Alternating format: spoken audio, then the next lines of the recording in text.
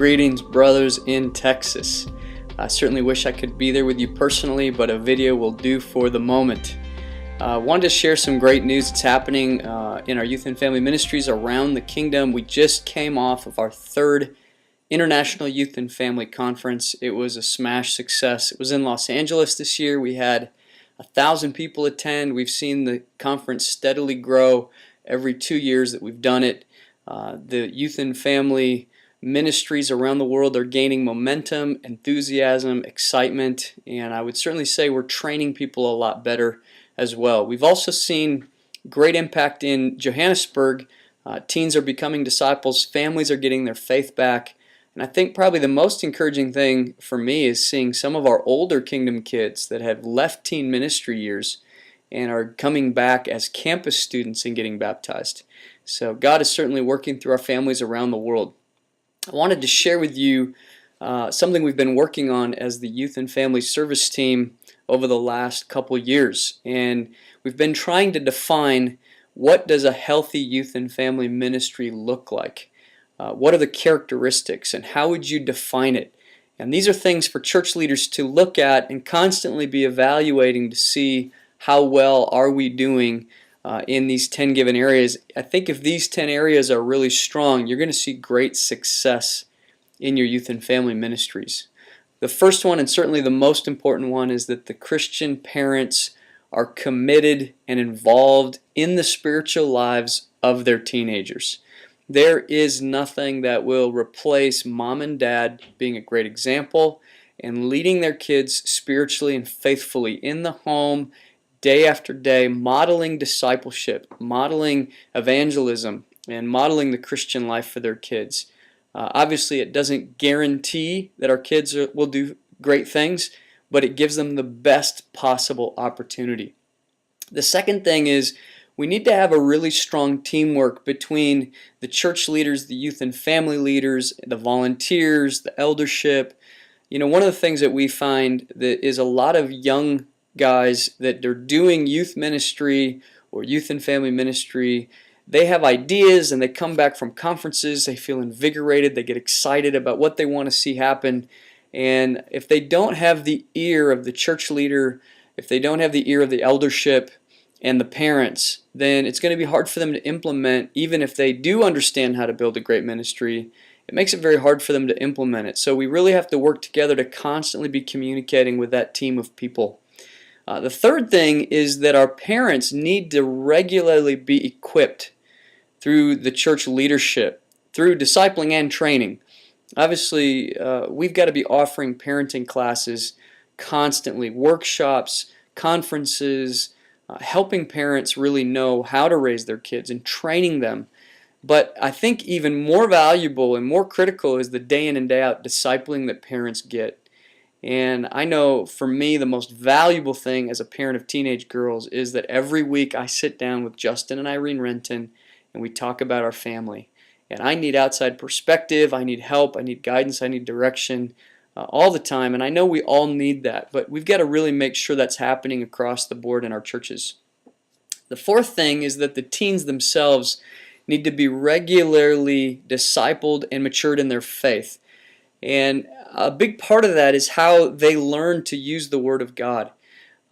We found a lot of teen ministries that end up doing things, they bounce from week to week and they try to put together fun, engaging devotionals, but the content isn't deep and quality stuff. Our teens need to really know what it is that we're trying to instill in them. And I think we need to have a plan. You know, most of us have the teens for 4 years, and then we send them off to the campus ministry or to singles ministry. We've got to think through, what am I accomplishing in the 4 years that I have those teenagers with me? And do I have a plan? Is there a Bible plan that I know I'm instilling the Old Testament lessons, the big picture stuff, the New Testament? Am I teaching about Jesus? Are people getting their evidences, apologetics? Are they really starting to understand and know how to piece together all the things that they've been combated with in the world from evolution? Are we dealing with it and properly equipping them to handle it through teaching true theology? Number 5 is that we should be seeing a majority of our kingdom kids, the kids growing up in the church, becoming disciples, being converted in their teen years and staying faithful. Now, that's not going to be true of all of our kids, like I said, in what we're seeing in Johannesburg. Some of the kids are going to be college age before they get baptized. But for the most part, we should be seeing 80 to 90% of our kingdom kids making it before they leave.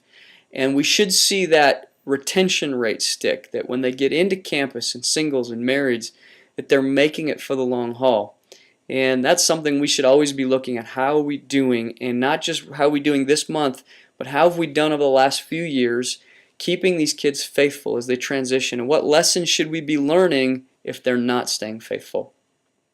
Number 6 really ties in with that our teens are successfully transitioning into campus or singles ministries, where they go in as strong, faithful, giving disciples. I certainly could say across the board about 4 or 5 years ago, a lot of our campus ministers were discouraged about the condition of a lot of the kingdom kids that were coming in. And that shouldn't be the case. We should see kids that grow up in the church come and be a strength, something that really helps to boost the morale and the enthusiasm and the evangelistic fervor of a campus ministry, because these kids have grown up around the church and they have a lot that they can be giving. So that's the kind of kids we want to be sending out of the teen ministries into the campus ministries. Number 7, we should be seeing teens and families that don't grow up in the church becoming Christians through the influence of our families in the church.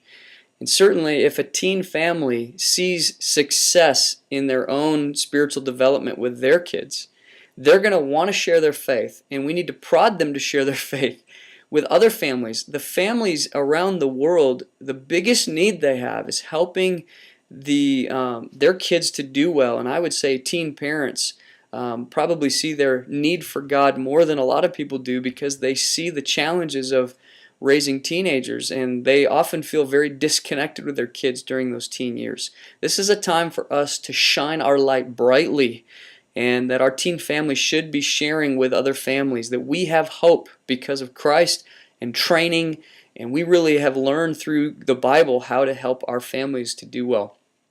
Number 8 thing we should be seeing is a strong spiritual connection with the relationships with teens, campus, and adults across the church. And this is something I don't think we've given enough attention to. Building a multi-generational church. I know we think a lot about building multiculturally, and we should. And we should be thinking about, spanning classes, so rich and poor.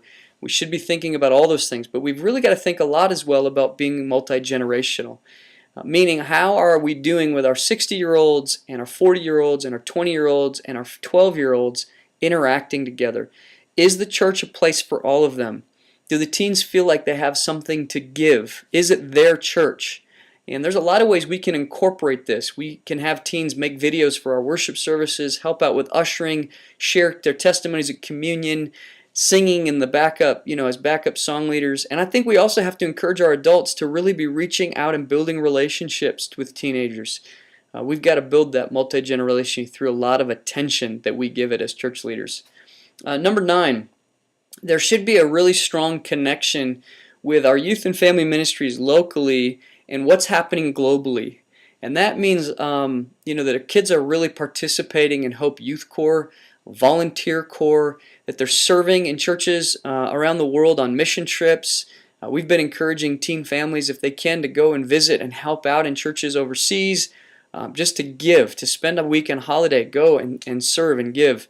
There should be a lot of things that they're involved with outside of their direct congregation. And that certainly means participating in the Youth and Family Conference. We had one in Boston, one in Chicago, and now one in LA. The conference in 2013 is going to be in New York City.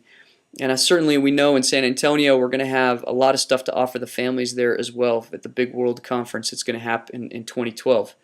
Lastly, and certainly not least, is the idea that we've got to have a dynamic, fun, and spiritual youth ministry. And we can build all this stuff with the families, but it's never going to replace the need for kids to have a place that's theirs, where they can come and have fun with their friends and laugh and do projects together spiritually and be involved in each other's lives.